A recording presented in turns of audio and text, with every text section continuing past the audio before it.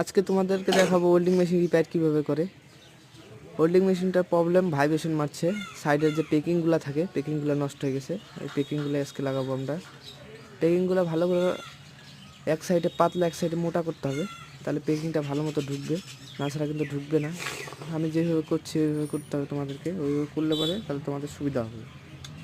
তো এরকম এক সাইডে সরু এক সাইডে মোটা থাকবে, তাহলে জিনিসটা ভালো করে ঢুকবে ওটার মধ্যে। তো এরকম এইভাবে তো ঢুকবে না, একটা পাতলা একটা বড় একটা স্ক্রুড্রাইভার নিতে হবে। স্ক্রুড্রাইভার নিয়ে ওই পেকিংটা ওইটার মধ্যে কয়েলটা ওইখানে দিয়ে একটু হালকা একটু ডাঙাতে হবে, বাড়ি দিতে হবে কিছু দিয়ে। আমি যেমন হাতের দিয়ে বাড়ি দিয়েছি, তো ভালো করে তোমাদেরকে দেখাতে পারিনি বাড়িটা, নেক্সটে দেখাবো।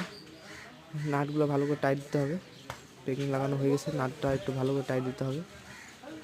টাইট দেওয়ার পর সিরিজ লাইনগুলো টেস্ট করে নেবে। সিরিজ লাইনে ঠিকই আছে, বড়জড়ি কিছু নেই।